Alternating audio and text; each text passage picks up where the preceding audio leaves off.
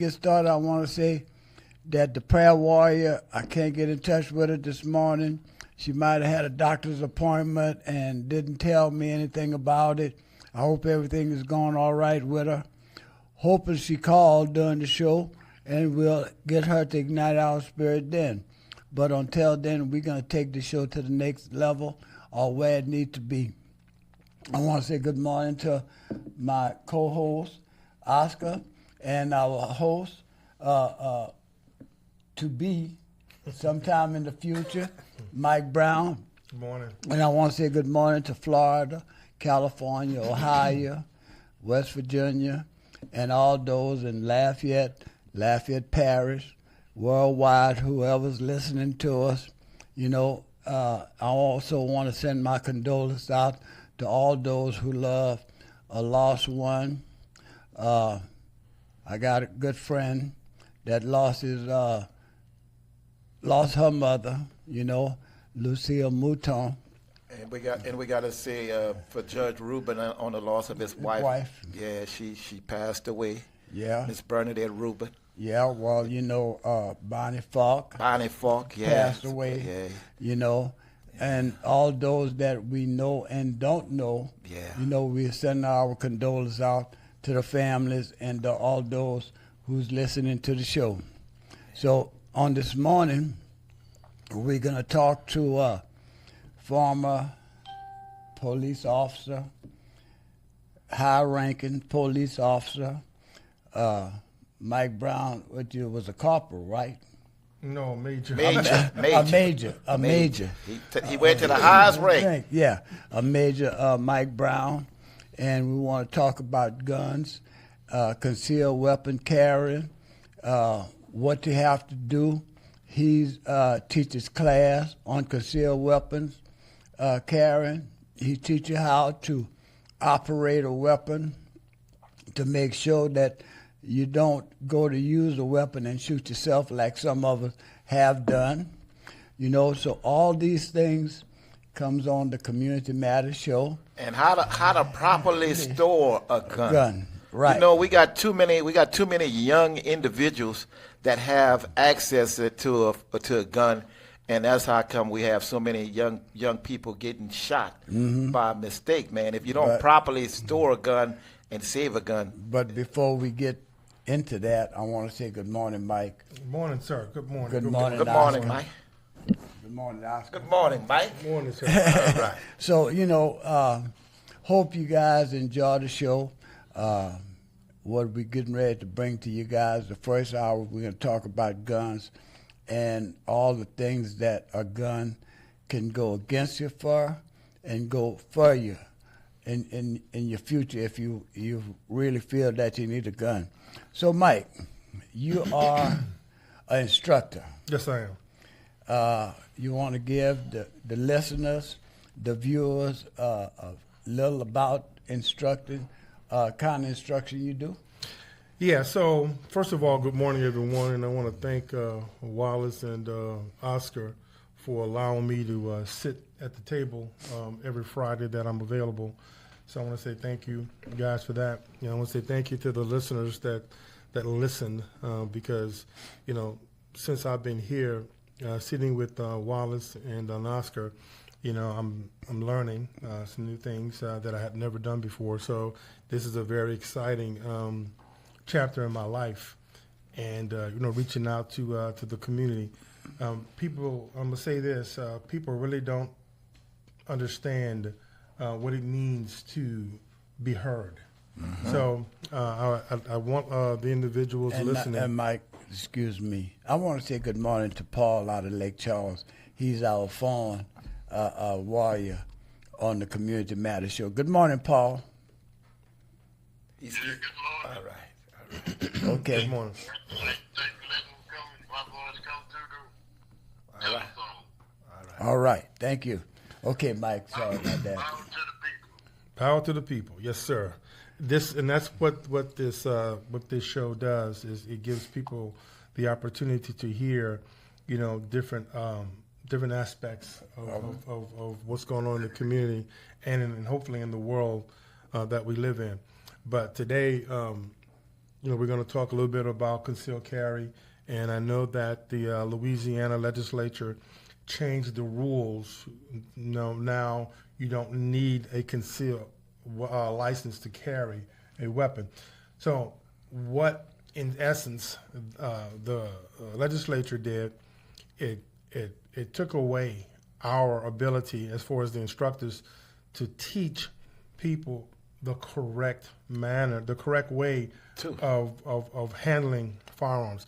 People think you just go buy a gun and wow, boom, I understand what's going on. No. It's way more than that. Oscar has taken my class before, so he'll tell you it's a lot more than just buying a gun, and that doesn't make you, proficient, because you can go to, somewhere and buy a handgun or a long gun. So, and then, people don't realize that they have to get fitted for a gun. Your hand may be too small, your hand may be too big, your hands, your strength in your hands may be too strong, may be too weak. So there are different aspects to not just buying a gun, but getting fitted for the right gun that you like to carry. Another thing is, there's a lot of hands-on. You have to be able to understand the different parts of that handgun and what every aspect of that gun does. People, you can't just put a magazine in it, fill it up with bullets, or put the bullets inside the actual gun of using a revolver and just go shoot. That's right. It's a lot more than that. Yeah. You got to deal with then the correct ammunition that goes into that weapon, because you can buy the wrong ammo and then you go to shoot. It misfire. It'll blow up in your hand because you have the wrong type of ammunition in the gun. The powder may be too much for the gun that you're carrying or that you want to carry. And then, people go out and just buy bullets, and it may not be the correct bullets for that gun. You can't put a 9mm in a 40 or 49mm. That's right. So there's different aspects, and then you have to also, like Wally said, like Asa said, there's storing. That's right. How do you store this handgun? And there's laws that if you don't store it properly, And somebody get hurt. and somebody can put their hands on your weapon, you can be charged for Right. negligent. For negligent injury, negligent homicide, or whatever. You can legally be charged. So there's a whole lot of things, man, that people don't really understand when they talk about gun ownership. And proper storing, doesn't mean keeping a gun in your glove box overnight Under the bed, or but it's just one of those things, man, that it's a whole lot of stuff. And then what I do something different. All those that have taken my course, it's an 8-hour course, right? And man, we get into these deep philosophical scenarios and these we start asking all these questions, and people tell you what they think, and then it's my job to tell them, no, that's not legal, right? You can't just pull a gun on somebody because because they're in your face, because they're in your space. No, you can't do that. So it's a lot more in depth. That the things that we actually sit down in a classroom and do, and it becomes personal, which is supposed to be. You're supposed to be able to feel what it is that you're doing, and what I do is I try to make you understand that you pull that trigger, your whole world at that point has changed. That's right. And it's depending on how you pull the trigger, as far as the reasoning, that can be life altering. Right. It can be life altering. Because once that bullet leave that chamber, you can't grab it and pull it back. No. That's like trying to put the ring back in the bell once you rung it. No. A lot of people get angry, and the first thing they go to a gun. Mm-hmm. Okay, that's wrong, man. In the class, and I applaud Mike, because, like Mike say, if your life is threatened, then you might need to get a gun to protect your life. Because nobody want to lose his or her life. But as for getting a gun for foolishness, little argument. That's uncalled for. So, yeah. Well, and that's one of the things that we talk about. Yes. I put on these scenario based incidents where I want you to react, and I'll tell you, I let you do your natural thing, and then we come back and we dissect it, and then I tell you whether you were right, whether you were wrong, and I always tell you, and I'm gonna put it out there, it's better to walk away than to continue. That's right. If you feel the tension building, Yeah. walk away. But sometimes our ego, our pride, You can't walk away. it doesn't allow us To walk. but that's like that's almost allowing your emotions to rule your life. We have to change it around and say, no, I'm going to take ownership of my actions, and I want to avoid certain actions. So I teach or try to tell people, when you feel that tension and you know how you are, it's time for you to get in there and say, you know what? Know the repercussions. And walk away from it. Turn your back away and walk away from Yeah, it. you got to know the repercussions. Because if you don't, got then repercussions. you're going down that road, and you're gonna say, man, if only I could have, should have, could have, would have. It's But too you late. can. It's too late. And it's too late. Yeah. It's too late. But those are some of the things that I get into, man, and let people understand that you control your emotions. One of the other things that we talk about is if you do get into an argument with someone, and that person is, they're like in your face, and y'all going back and forth. We get what's called tunnel vision. Okay, we start going back at that one person, and we lose sight of the outside. We get into this bubble, right? And we don't see outside the bubble. We do not see what others around us I see. See, and we don't know what they're doing because we're so hyper focused on the person that we're arguing with, right? So we don't understand, or we don't see that. Instead of saying, "Hey, let's leave," no, you may hear them. Oh yeah, that's right. Ooh yeah. Oh, ooh. Guess what that does?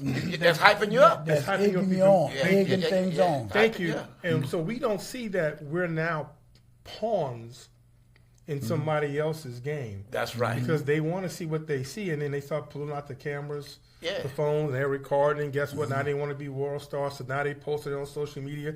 So now you've given them a show, and now they are the narrators. That's right. Right? And we don't see that. Yeah. So we have to learn how to control our emotions. And these are some of the things that we actually talk about in my class. It's not just set a table, 8 hours of instruction, hands-on, this, blah, blah, then we go shoot. No, anybody can do that. Yeah. But I want people to understand or see the big picture of, man, take control of your emotions. Yeah. See what's going on. Say, I don't want to go down that road and back out of it and walk away from it. You know what, Mike? What really hurts me is that you got a lot of young men and women carrying a gun because legislation was passed for them to carry a gun. And they don't know nothing about the repercussions that gun. And I could never understand how they allowed legislation to pass without education. Well, you understand, man, lobbyists. It's all The about gun lobbyists, they wanted to, sell more guns. And honestly, people, just because they changed the law, say you need a license, I don't think I don't know the numbers behind it, but I don't see people going out and buying guns now because they don't need a license. All right? Because the prices of the guns haven't changed. But you got a lot of young individuals that's carrying these guns and they don't know nothing about that gun. And that's why we got so many young people losing their life. Well, it's not that they don't know what they're doing with a gun. All they know, they got that gun, and they know how to pull the trigger. And what they do, they sit up on video games a lot of times. Yeah, and think that video game, because you could shoot somebody on that video game. But that's not the way it is, Wallace. No, in real life, no. That's not you the can't way it turn is. it off and on. No, that's know? not the way it is. You can't hit the reset button. No. And when the reset button is hit, well, you done did 10, 20, 30 years for pulling that trigger. My main concern is we got too many young men right now headed to prison because of a weapon that they didn't even understand. Well, look, if you do a drive-by now, a drive-by is just like what they give it, attempt murder now? Depends. Yeah. It depends on the circumstances. Yeah. So, don't do a drive-by, because you're mad. But they get angry. They get angry. You know, Wallace, they get angry. And the first thing, instead of saying, let's talk about it or let's fight like men, like we used to do in the day, the gun is the first thing. Yeah. And, hey, man, that's why the government needs to understand that people's lives come first, and education is the key. Well, let me say this. When all this was going on, Governor Edwards, John Bell, he vetoed the bill. Okay, he said, nope, you have to have a license, because he understood. That's right. Okay, when Landry took office, that was one of his campaign promises. I don't know. I'm just throwing it out there. I don't know that from that's true or not. But they figured that the more guns out there, the safer people will be, and that was just one way of taking away someone's, amendments and this and that, whatever. No, let me tell you, we can't do anything without education. No. When you go to get a driver's license, you got to go take a class. When you go to school to become a nurse, you gotta go to school. Cool. You know what I'm saying? Get educated. You got to get educated. You have to So have some I don't type of understand education. how a gun don't have the same criteria, because that gun is a deadly weapon. Well, now let me be the devil's advocate here, because I hate to do a black and white. But the thing of it is, blacks are not really allowed to carry a gun like a white person are. White person is more legit to have a gun than we are. And all Jeff Landry did is made a younger person able to have a gun and carry it where he want to carry it. Well, let me say this. I know where you're trying to go with this, but there have been, I've watched many videos, and these are staged. The incidents, not the incidents, but the circumstances have been staged where a white guy and a black guy and this group of people were working together, and they wanted to show the difference, where you had a white guy walking down whatever main street highway with a weapon on his back, a shotgun or rifle, whatever, was walking, and he never got approached. But then when the black guy did the exact same thing, they brought the whole SWAT team and they took him down. They did this and they did that, and all he was doing was walking with a weapon on his back. So I've seen those type of incidents, and yes, I've seen people mistreated and treated differently. Yeah. Good morning, caller. Welcome to the Community Matters Show. Good morning, Brother Wallace. Good morning to Brother Mike, and good morning to Brother Oscar, the Soul Doctor North Seas. Great to see you guys back since the holidays.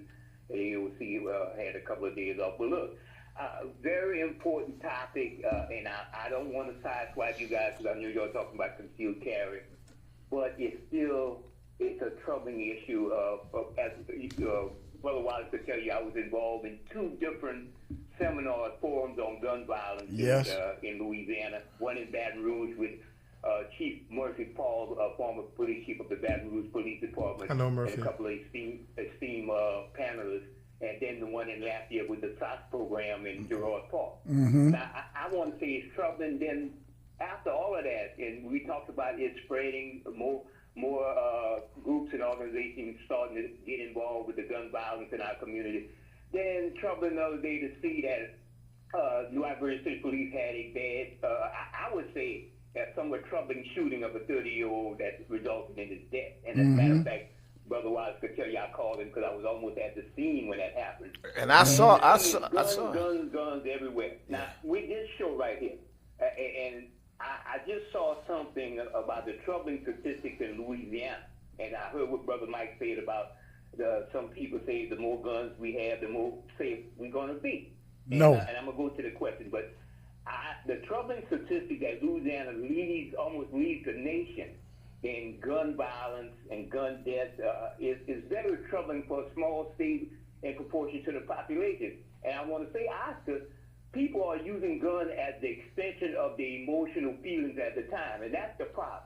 Even the people who are legally carrying guns sometimes can get out of whack because they're carrying a gun. Well, So I say they don't have a balance. There should be more of an emotional education, not only when you do what Mike's saying, teach people how to carry, but there should be emotional classes to teach people to understand how very important it is to, when you carry that much power on your fingertips, how it could result in somebody's life. But I want to say, Mike, I would hope in the future you and Brother Lando and your group that you're associated, y'all would get together and you guys put on something concerning gun violence in Lafayette, because I know we have these other groups, but I think when law enforcement get involved and people, good brothers like yourself, Brother Mike, who has a great record with the community, I think more people will be open to listening to people like you and Brother Oscar. So I just want to say that. I'm going to hang up and take your answer off there. Thank y'all so much. Thank you for the call. Always appreciate your call, Brother Jay. You know, Brother Jay, we got with the incident with the young man in Iberia, what was told that he was struggling with mental illness. Yeah. So how does a brother that's struggling with mental illness get his hands on the gun? Well, and Brother Mike had mentioned in one of the previous shows, we don't have law enforcement can't be a situation where they could make decisions on mental health issues. But I think there was a protective order issue, and Iberia Parish Sheriff and the New Iberia City Police went to the scene. Well, maybe people should have studied those situations before they, in other words, before the callers make the call, before the law enforcement get involved. I think there has to be another step when it comes to people like that. So maybe Mike could answer that question better. Thank you guys so much. Well, let me say this. I said this earlier, and once again, I keep going back. I continue to say that Oscar has taken my course. That's one of the things that we talk about. Put the situational scenarios that I put people through. And I said this earlier, and Brother Wallace said, once you shoot that gun, you can't pull that bullet back. One of the things that I do talk about is what he just said. Once you pull that trigger, your whole life changes. Oh, yeah. But your whole life changes because, you got a million different things going through your head, through your mind, going through you can see your life flash in front of you. What some people can handle that some cannot. Mm-hmm. Now, before Oscar jumps in, I want to say this. We're talking about mental health. As a law enforcement officer, yes, we may know that a person has some type of mental issue going on at the time, but that doesn't take the safety factor out of it. Mm-hmm. Because you know a person is going through something, but you don't know what they're going through. You don't know what's going through their mind. You don't know how they're going to react. So you have to follow what's called protocol. Mm-hmm. What is the protocol? I don't know. With every agency, it's different. Because listen to me, okay? And I'm going to use the scenario that happened last night. The officers knew that this young man was suffering from mental illness, okay? Don't you think upon gaining contact with this young individual, instead of firing a weapon, a taser or something else should have been done? Y'all carry mace, y'all carry different other types of chemicals that is not life-threatening. Well, let me say this. I don't know what happened last night. This is the first I'm hearing about it. And I don't know anything about the young man or the officers. I don't know what tactics they were used before this, and I have no idea. But I go back to saying what I said earlier, is that you don't know what's going through a person's head, what they're feeling. You don't know where their emotional drain is, if they felt they were at their lowest, if they were getting there. Just because I know somebody and I know they have mental issues doesn't mean that I can reach them at that time they're having that episode.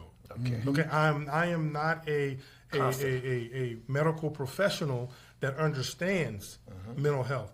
And I can tell you right now, when it comes to a mental health professional, that's why they need to see you more than once, so they can figure out exactly what's going on with you and get an idea. So me coming on the scene and encountering this person, I have no idea. I'm out of my element.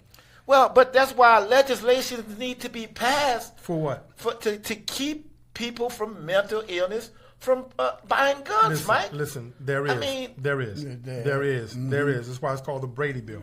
Okay. They have to do a background.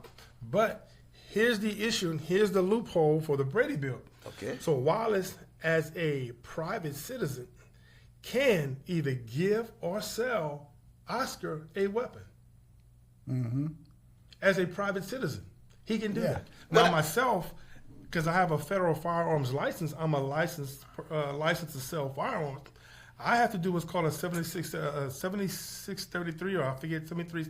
I forget the actual number, but I have to actually fill out this form. Well, I have to give the form to the person that wants to buy purchase a weapon and do a background check. They fill it out.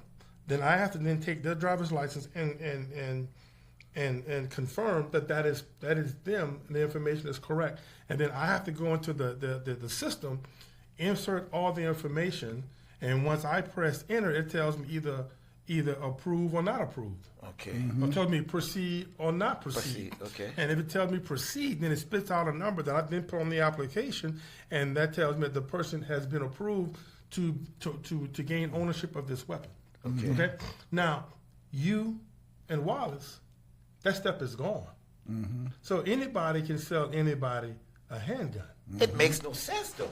Well, look all the gun shows they have.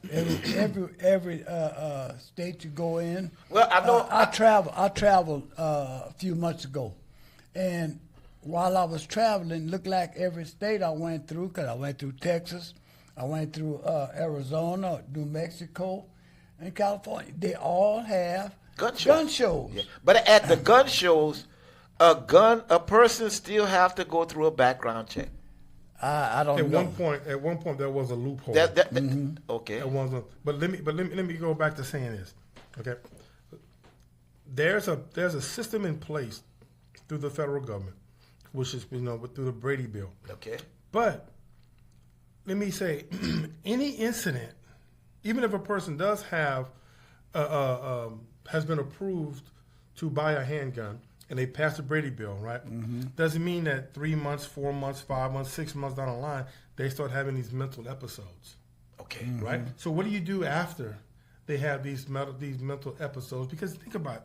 Everybody, we have life. Life happens. Yeah. And people cope with life in different Life ways. happens. And People that's just they like can't the cope with bullet coming out of the gun. Yeah. You can't take it back. Yeah. Like you say, Mike, if someone passed all the background check and everything, and 3 months, 4 months down the road, they flip. Yeah. But they have a mental episode. Have a mental episode. Now, let's get this straight. Once again, I am not a medical professional, but we can have a mental and emotional episode. Yeah. Okay? So some people may be having, and that's something that's hard.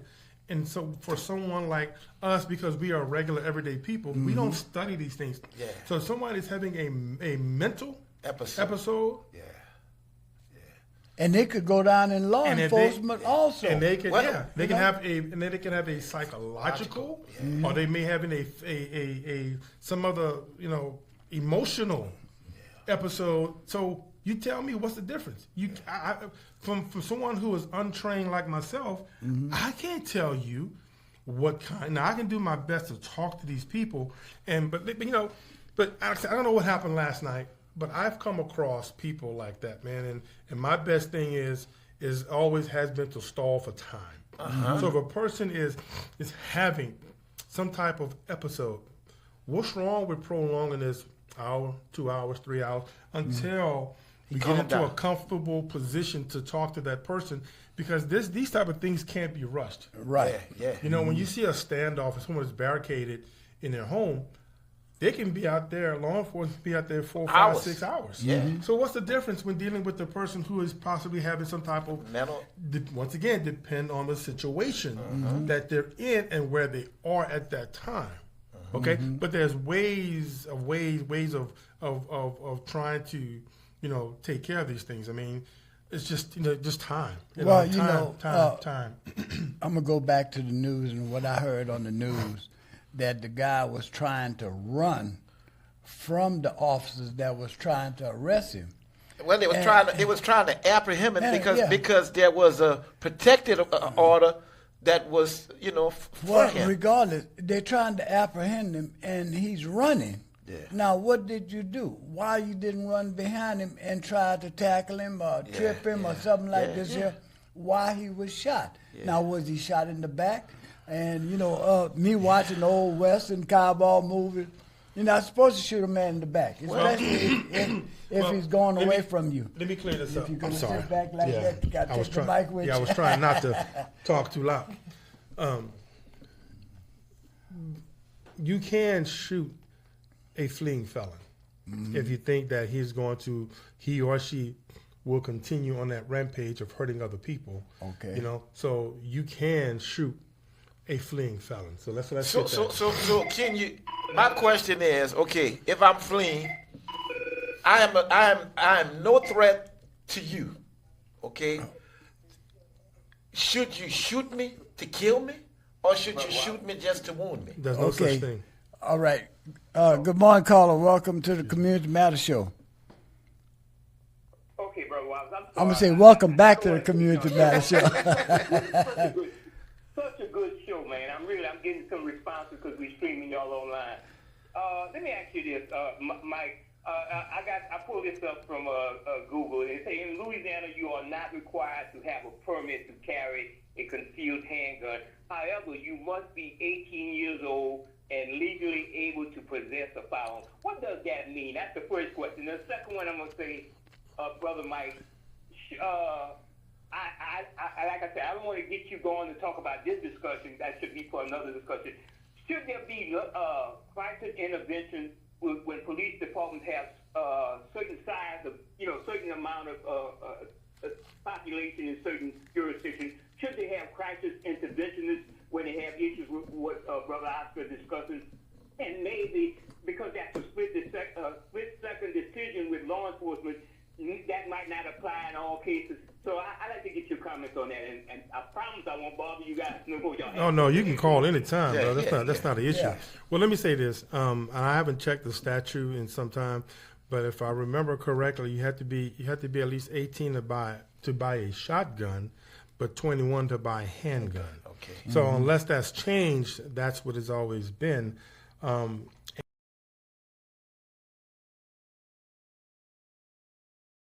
A bill into the law that you no longer need a permit, but when you did that, he took away the educational and training aspects of of carrying a concealed carry. Carry.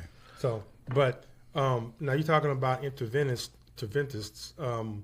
That's been discussed, and that's some places, some departments do that, but you have to understand the resources that's going to create. Well, And when I say the resources, these people can't do this for free, and they're not cheap. So you have to figure out where's that money going to come from to have these people on standby when you need them, because you can't just call them at their office and then they show up. So if you're on if their office is on Ambassador Caffrey and you got something going on North Pierce, you know what I'm saying?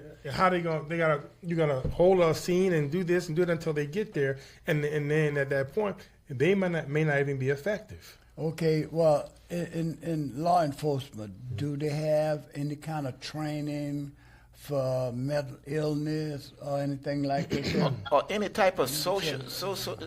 Listen, Listen, social Mike. work, Some type of person that can deal with people with mental illness. Let me. I go back to the. The police ain't social workers now. They don't get And that's why. Excuse me. Can you repeat that for me, brother? No, I'm just messing with you.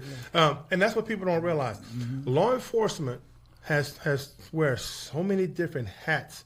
At some point, your head's going to get heavy. Your shoulders are going to get heavy. Your hips are going to, that's why a lot of officers, when they hit that 30 mark, they're out of there because there's so much, that's been placed upon us to be social workers, to be doctors, to be nurses, to be teachers, to be, mentors, lawyers. But this is my thing, Mike. This is For this. me, Brother Mike, is serve and protect. When you serve, you protect. Yeah.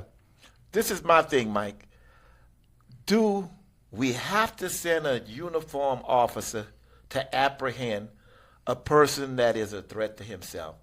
I mean, because just by seeing that uniform, that person becomes. Let me ask you, who do you send? You send a plainclothes officer. No, because you have to show some type of authority. Well, if that's the case, Oscar, you can send a Acadian ambulance to do that. And they wear uniforms, but guess what? If it's a case like that, sometimes the Acadian ambulance, if they know the person is violent, they won't even go in until we say, okay, it's clear for you to come in because we have the person in custody or detained. Yeah. So, no, you need to have some type of authority because you don't want somebody saying, well, I didn't know who that person was. They wasn't in uniform. Okay? So you have to understand, when you send an officer, a uniform officer to a call, the uniform, the unit, everything, that sets the tone of who we are and how we show up. Because you don't want just anybody dressed plain clothes with a gun. If that's the case, anybody can do that. Anybody You be a would like security to officer. join in on this conversation? We got professional knowledge here that's going on. If you have any question that you need to know, here's a man that could answer them. And you got Brother Oscar as a co-host. You got myself. All that you can't question, we'll help you put the question to him. So don't be afraid to call. Area code 337-347. Y'all come back now. 7236. We ain't leaving yet. We not leaving yet, Paul. Let them stay for a while. Don't tell them to come back yet. I know. But we have We've been 2 weeks out. I'm talking about the ones that listen. Oh, okay. All right. No, it's too early. We just getting into it. But I'm gonna share something with that. we Y'all know they got what they call a hunter's course and a boating course. If you're within a certain, age grade, birthday, you got to go through that hunter's course or that boating course to operate a boat or hunt on both sides of the car. So what's the difference with the other side? I know you said hunters. What's the other one he said? Yeah, by boating. If you're not a certain age, The Oh, big- voting. Yeah. you got to go through a hunter's course and a boating course. To operate a boat or Oh, even boat. a hunt. Oh, boat. Okay, Okay. both. Well, I can't speak on that. I know that the Boy Scouts and Girl Scouts do the Okay. We got a call coming in. Good morning, caller. Welcome to the Community Matters Show. Morning, guys. Good morning. Show. I just need to see if that's actually true, and I don't want to get into the race card. But the Second Amendment was for slavery to protect themselves to have guns, because at one time after slavery, blacks couldn't have guns, and the Klansmen would come at the people's house and threaten them, and they never had enough.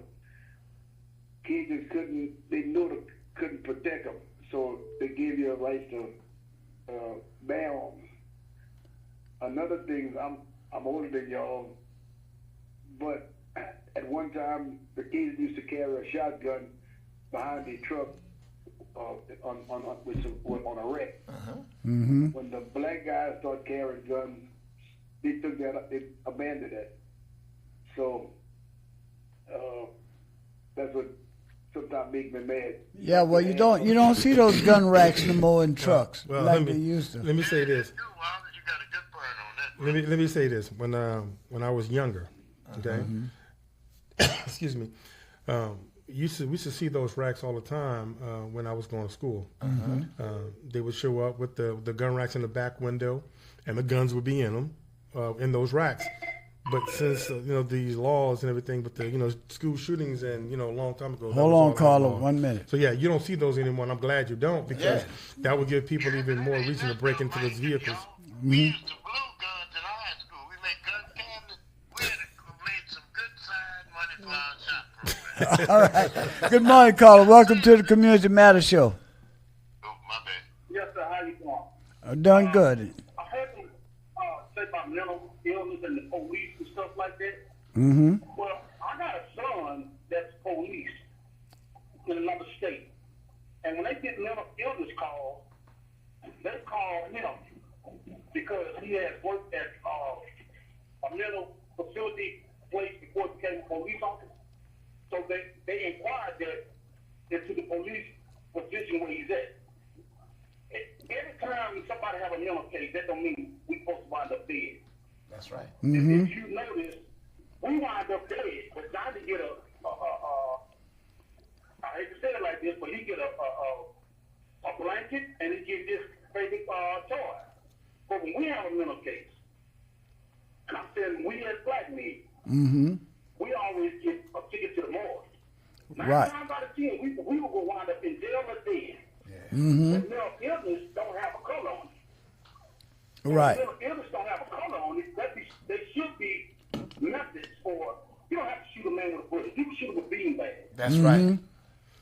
With a bullet, do something like that, and it'll eliminate the death of black men that have mental illness between them and the police. Yes, Like sir. I said, when the Johnny get a mental illness case, what's wrong, Johnny? You need your pillow, you need your teddy bear, and he's going on about his business. Well, he's big, he's black, we got to put him down. Mm-hmm. That ain't fair. I agree with you. I agree with you, Carla. Sir, let me say I appreciate. Y'all think we- I appreciate your call, and I encourage anyone else like yourself to call because as we see, this is a hot topic, and we really appreciate you calling and sharing your thoughts and insights. All right. Can I ask you a question, Carla? You calling from a 318 area code. What area would be that? Alexandria. That's Alexandria. Okay. Brother did tell you that I drive trucks. My name is Matt Turner. Uh-huh. So that area code don't mean nothing right now, Paul. I'll go ahead and look. Talk to the other truck driver right there. I hear you, driver. I appreciate your call. I just had to let my listeners know that other people is listening, other than right here in Lafayette. Thank you for the call. It's All right. a pleasure to have people from other Areas. areas calling the show. That makes us know that they're listening and they're looking at it, But again, like he said, people with mental illness. If I am a police officer and I know I'm going to deal with some type of person with mental illness, then I should know that I need some type of beam gun or some type of stun gun. Gun. Well, let me say this: the Lafayette Police Department does. They use these these non-lethal weapons, and so yes, and the supervisors and everybody else are trained to use these non-lethal devices. But depending on what stage, as far as mental stage or physical stage, or if it's narcotics or whatever it is, a lot of these weapons, these non-lethal weapons, sometimes have minimal effect. So please understand that sometimes they have minimal effect. Now, we do have people, and let me say this. Of course, I did 33 years with the Lafayette Police Department. Okay, Very good job. And there are a lot of smart people at the Lafayette Police Department, men and women that have master's degrees, up dealing with social work or mental illness, and just a variety of different education. So, yes, some of these things were employed or deployed, and about a year or two ago, and these people actually got their education in dealing with individuals, but the calls were far and few in between where that type of need was needed. Because then you got to look at putting these people on certain shifts. You know, a day shift, a night shift. There was only 2 or 3 of them, right? So honestly, it was kind of hard because you try not to send one person. You want to send at least 2 people that has some type of training in these. So we do not have enough people that's actually trained. Then you have to have people who really love doing what they do. Yeah.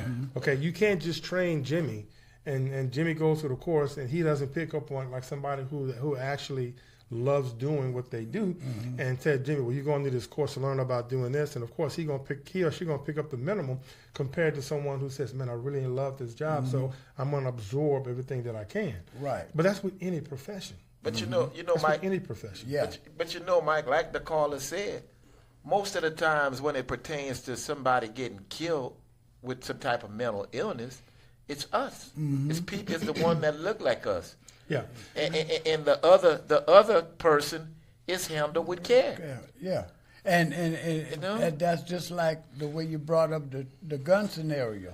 You know, a white person carried the same gun that a black person carried. He keeps walking, the black person have to get on the ground Get on and the spray ground. like an airplane, like you're getting ready to take off on the runway. Forgetting about that case where the guy was in Walmart with an air rifle and got killed by some deputies in the Walmart. Yeah. Air rifle. Well, you know, there's no doubt. Excuse me. There's no doubt, man, that black and brown people are treated differently, and I don't know why. At what point did we become the Hunted. the hunted Yeah. when we know our history with slavery. Yeah. You know, we were the abused. Yeah. So why? At what point did we become The hunted. the race of people to be afraid of, especially our black men? But I'm gonna kind of go back to some of the behavior, and if people are actually listening, I need you to understand. I need you to listen to this. So in scenarios and incidents where the officer has approached someone, okay, let's say a young black male. Okay. And usually the young black male will have somebody else with them, or somebody will be calling and family will show up. The officers will try to deal with that person in that vehicle, the person's in the vehicle. And so now you got the family members that are showing up, want to ask questions, and they also like back up. Let me tell you what get the person in the vehicle hemmed up even more, and probably 1 or 2 people that showed up, is the way we show up. So aggressive. They're going to treat that person as aggressive because they're trying to get him or her handcuffed as soon as possible. So guess what? The tactics go out the window when they become physical, because they're going to say that the people that showed up came at us aggressive. So now it's a hostile environment, and everything goes out the window.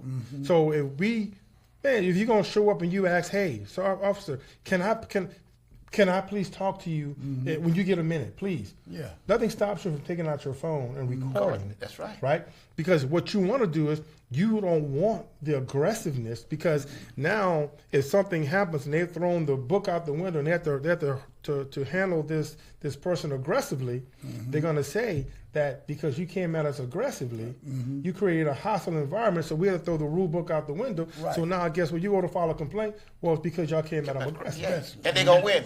And they're going to win. They're going to win. They're going to win. Trained for I'm sorry? both officers, lawyers. You can't come at them like that. No. So you have to understand that for every action, there's a reaction. So if you're going to show up in an upset state, screaming and yelling, screaming, so now all their attention is turned towards you, and they want to get this person dealt with as soon as possible.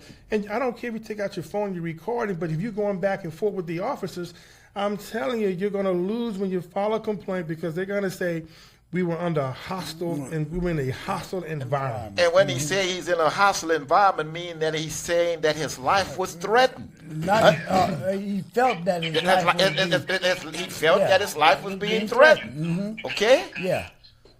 Say it again. They got all kinds of options to deal with you. Yeah. It's just like I see how they charge people. Be just throwing all kinds of charges on people when they arrest a person. There's a lot of bullshit going on with this. Why don't you tell us how you really feel? But but you know, a lot of people, a lot of us, Do it to ourselves. we don't know how to think outside the box when it comes to when you get upset. You know, you have to understand. And this goes back to concealed carry. It goes back to carrying guns. This goes back to the whole thing that the whole outline that I teach people is you have to be able to think outside the box. Think about the consequences, not just for you, But for everybody. but for everybody or the other person that you're dealing with or an innocent person that's standing near you, because every action has an opposite and equal reaction. Okay? And you know what? They got people that could start light the fuse And walk away from it. and walk away from it, but the fuse, Yes, the fire the is fire Still lit. and everybody is still in the uproar. Yeah. You know, that's why I said that we need to. I took the class, okay, and I learned a lot from the class, Wallace. And a lot of young men and women needs to take the class, okay. And not to cut you off, but you know, we were talking about earlier about people, how you can stop a person who shouldn't be able to carry a weapon. In the class, okay, you have the hands-on, and then you also have the actual shooting. Yeah. If the person cannot properly shoot their weapon in accordance with the rules that have been set forth, then they don't pass that course. Yeah. Right. They don't pass that course. So I can't give them a certificate. Now I can teach them, I can come back later on and help them practice until they can pass that course. And if I'm teaching you in the course and I see that you're not there, as far as you having some mental issues Right. because of the way you're interacting, because of the questions you're asking, I can say, you know what? Here's your money back. I don't think this is the right course for you because I don't want to take your money and then tell you failed. No, I'm gonna give you your money back and tell you have a good day. Because You don't want to take their money and pass them, and when they get out there and do Go kill something with a somebody. gun, that will never happen. that would for me. reflect back on Yeah, you. that would You know, never happen. And then I don't blame you. Y'all don't want no deputy like burning fight with one bullet in the pipe. Now you had to go to Born to Fight. But Brother look, Paul. y'all, we getting ready to close the first hour. If you Yeah. can't stay serious now. Yeah. But look, Paul, we getting ready to close the first hour. We appreciate everybody being here. So let me say that if anyone, All the pants already. yeah, so if anyone wants to inquire, my company is called Defend 365. And you can give me a call at 337-277-7113. That's my cell. My company is called 365, Defend 365. And I do teach concealed carry. And but like I said, it's more than just how to carry a gun, how to break it down, how to How to clean store it, it. how to store it. It's a lot more than that, and I guarantee you will not fall asleep in my course. All right. You know, I carry a gun. I carry a big gun. It's called the Holy Bible, and it sits on my dash. You know, you're saying that, but I've had ministers Take the and class. their churches to come to me and take my course because, yeah, the Bible's a big shield, but guess what? Right. Sometimes you need something. You need Yeah, something yeah, that, you need something that need- a little yes. more action. Yeah, you need something that shoots a little more holy water. Yeah. So yeah, But again, Mike, we appreciate you coming and giving us handgun lessons. I hope that we did get something out of it. I know I did. Oh, yeah. And Oscar done already took the course. Well, you do a great job. Mike, before we go into break, Mike, give me the number again. once again, the company is called Defend 365, and it's 337-277-7113. Give me All a right. call. We'll If I see don't y'all. answer, leave a voice message. We'll see you guys in the next hour. When you land, say, y'all come back now.